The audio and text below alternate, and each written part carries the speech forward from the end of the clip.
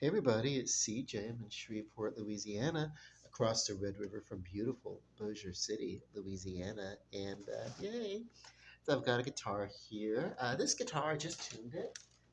Does not mean that I will play it in tune, but it's a Fender. Uh, yeah, it's a classic design, blah, blah, blah. Got all that stuff inside of here. My best guitar is probably still in the box. I've got about 12 or 13 guitars, but Uh, it's probably still in the box. It's my favorite one. It's the first one that I bought, and the one that's in the box. But I had bought the same model twice. I bought an Epiphone PS 150 and played that for a few years. And for a while, the price increased, and I watched it, and then it was like, okay, wow. Then it went back on sale like after several years, and it's like, okay, cool, bet I'm getting it again, So then it was like, yeah, like so I gave it to my nephew, and the one I was playing, and I gave him because it was like I had it on a guitar stand, and then I broke the nut that's here, the it's kind of like your point of a fret, and the kit, and I think it came with a bone bridge too down here. So it's like, that's like if because he is a great guitarist. Like put it this way, we went to see Kenny Wayne Shepherd the last time he was in town. He's a local dude. Like I didn't go to Magnet High with them, but a lot of people did. Turns out he was pretty rambunctious. It's like really. So uh,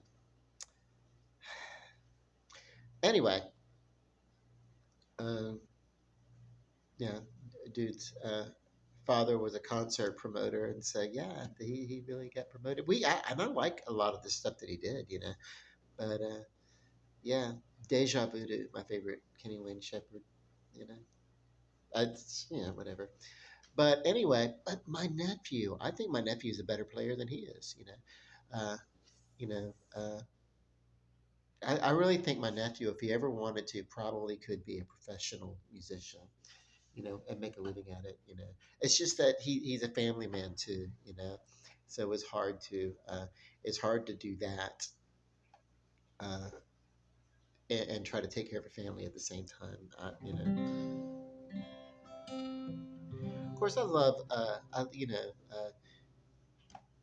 my nephews and my niece and all their children.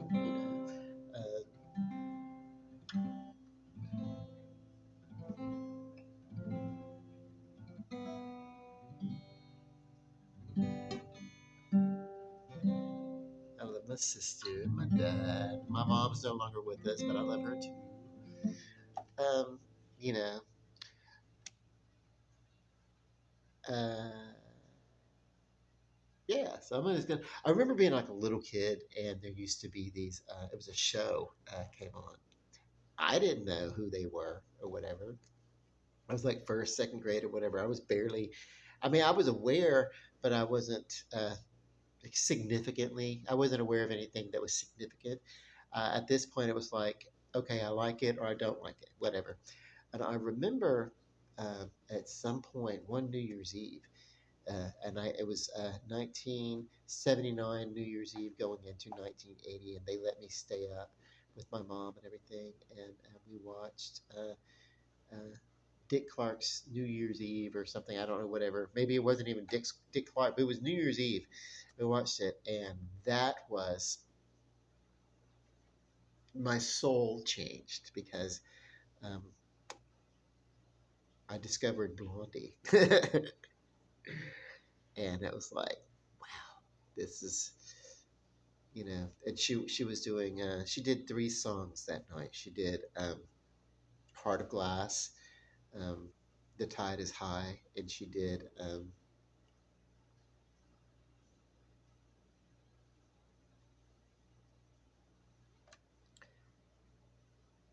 I think maybe she did Call Me, or it may have been Hanging on the Telephone, but it was the three big hits that she most recently had out, and with the Tide is High. No, it was the Tide is High. Uh, um, Heart of Glass, and yeah, probably Call Me. Yeah, I don't know. But definitely it was those three. Definitely, definitely. Except I'm not sure on one of those, but Heart of Glass. That song in particular changed my perception. That morning I woke up, my favorite song was Heaven's Just a Sin Away by the Kindles. And then, yeah, by midnight, I was like, oh, yeah, yeah, no, no, no. You know, I was all like, I went from like, Heaven's just a sin away, ooh, just a sin away. I went from that to, ooh, oh, ooh. It's so cool. No, it was, um, so let's see if I can find this song. Oh, I would. So we remember doing uh, one of the things that we enjoyed was a show called Dance Fever.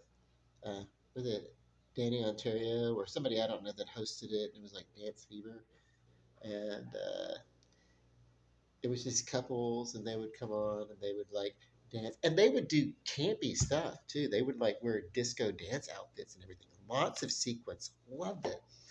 Uh, and we'd see that, and then of course um, it was fun, and what else? Around that same time, there was a TV. Oh my God, I loved this variety show kind of thing. I'm gonna find this one song in the chords that I'm aware of.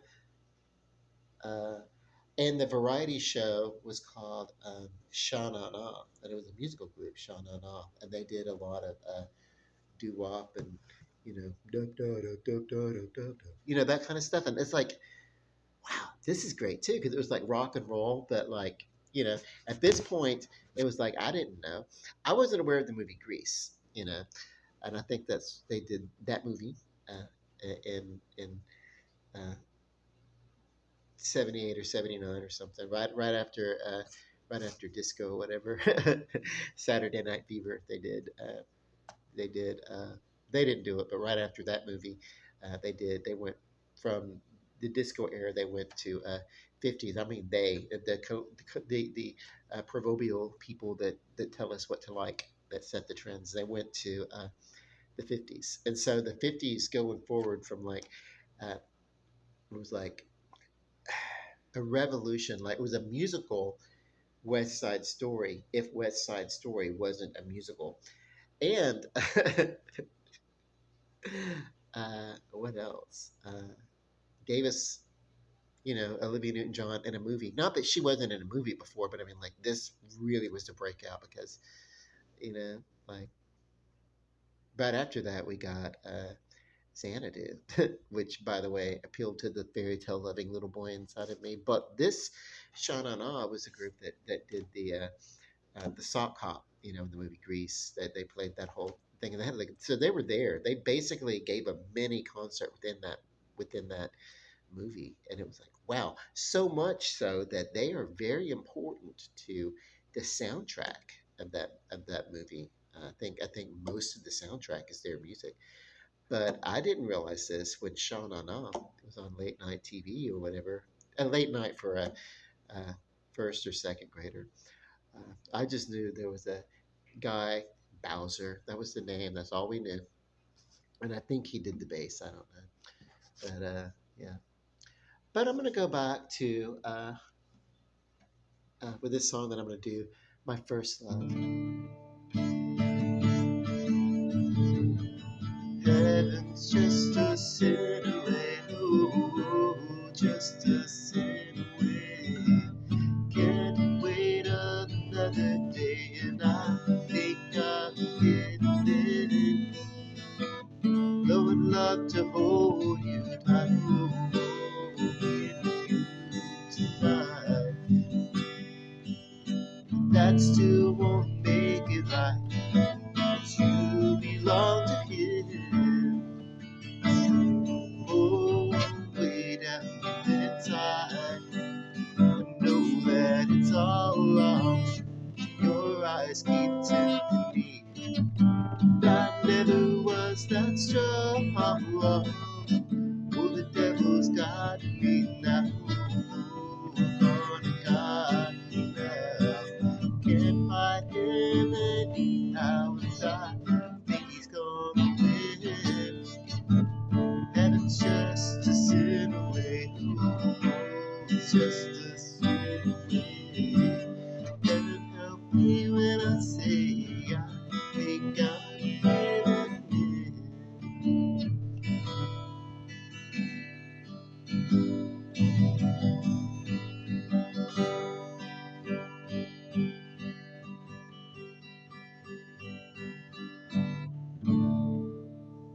Yay.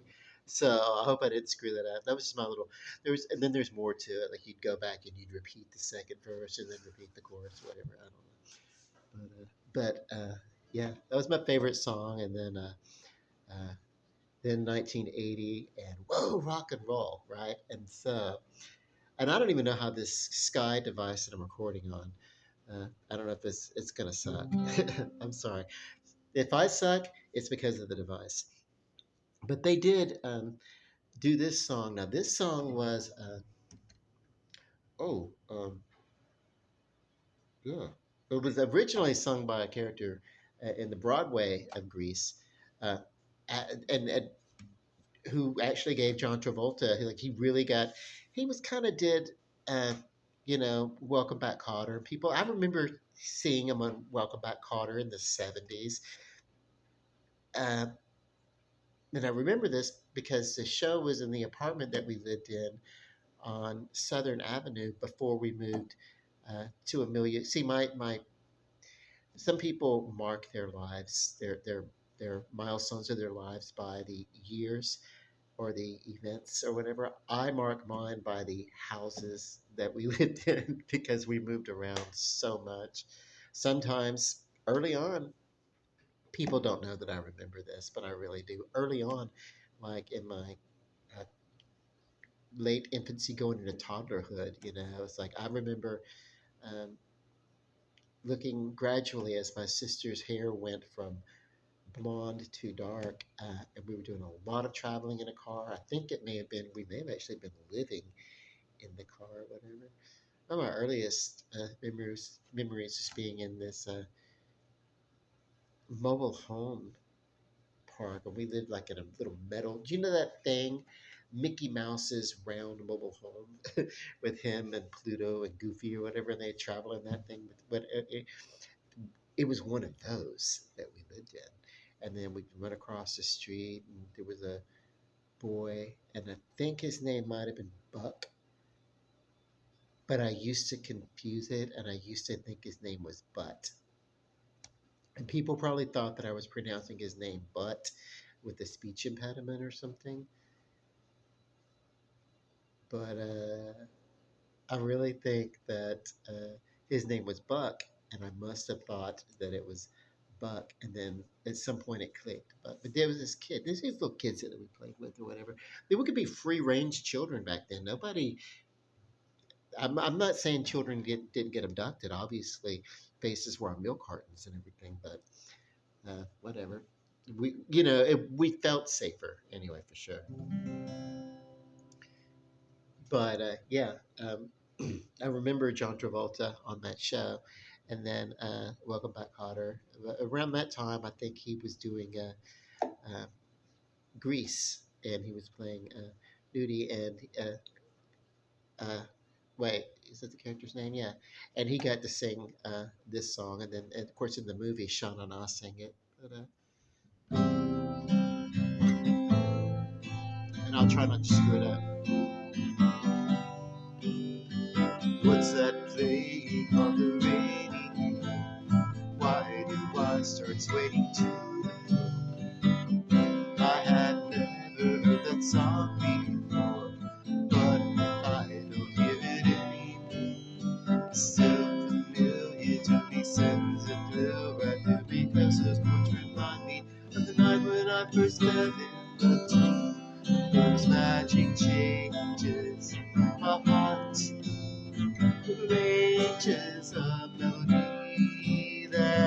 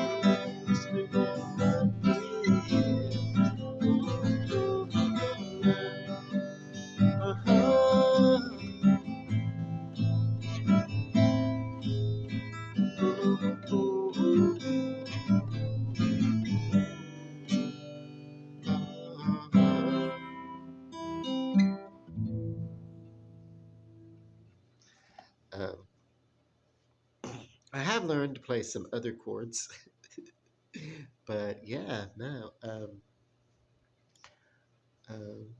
Most of the songs I like tend to be in that the first chord position, and it's like those open chords, of majors and minors, and I don't really put too much emphasis on switching between majors and minors with any sort of like cognitive ability or something like that. Uh, but I do find that like if there's emotion in the song, then the it affects the pressure by which uh, a person plays an acoustic, and yeah, it affects the style of it. So something's more, soft and somber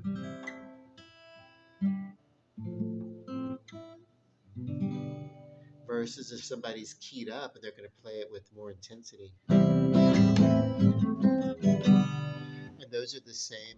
That's the same chord progression. A lot of people starting in C, going to A minor, to F, or sometimes drop into a D and then coming back up to G. But people just think of those kind of things are like, just kind of with this playing with the circle with this. Uh, it's because in pitch in our natural world, in our natural pitch, the conversations and everything, the things that fill our natural world tend to be within those same pleasant melodic things. And when you kind of go, if you're playing in that register, or within those parameters, then the alarm happens. The awareness when something sounds just slightly out of that normal, what we're normally used to hearing. So when you're playing and then maybe playing with an electric, but you're still playing the circle of fifths or something like that, but then you throw it, play a note way out of key and just drop it in there. It has the effect of being in a perfectly balanced, decorated room with all the colors matching perfectly, and then you take one single item that clashes with everything and you drop it in that room so that people can notice, but it's got to be small and kind of off to the side or something, but it'll catch the eye and draw attention to how well put together everything else is, and even this particular trinket you put in that perfectly designed room to showcase how well everything is. So that's kind of cool. But no, that's why some music you kind of play it maybe um,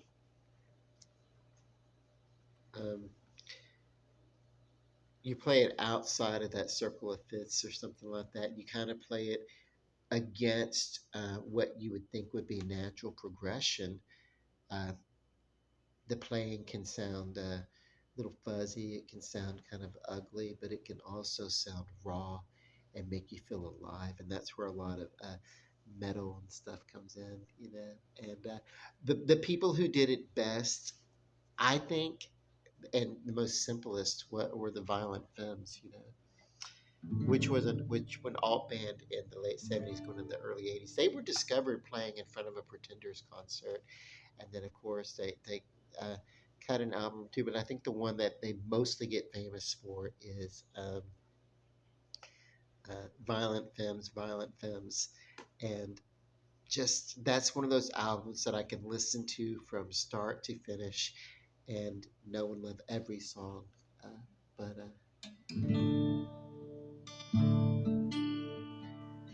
no, I can't. I can't. If I were in the mood, if I were looked ahead, if I were in the mood, then maybe I could do something. But I'm not. I'm not in a violent films kind of thing right now. But people worry, what are they worrying about? So I have to be like in a kind of a almost a moroseness, like, oh, I'm down. Now I need to like channel this through some music that I can listen to some Violent Femmes, maybe play, and then lift my spirits. But it doesn't really work when I'm already happy.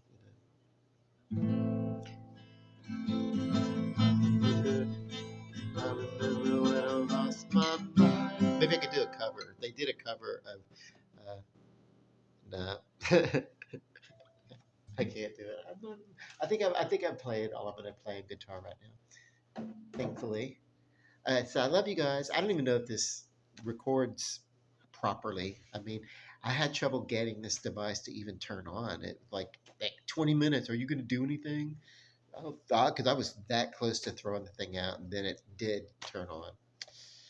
Great. It's nice to know that if everything fell apart and we had a tornado, 20 minutes after I was buried under rubble, I could reach out, get a hold of somebody on this thing. I'm pointing. Where's the camera? See, here I'm pointing, but I was like, where am I? Is this the. So, front facing camera is like, where the hell is it? Where the hell up there? Okay, got you. Okay. Love and light, guys. Peace. Good night.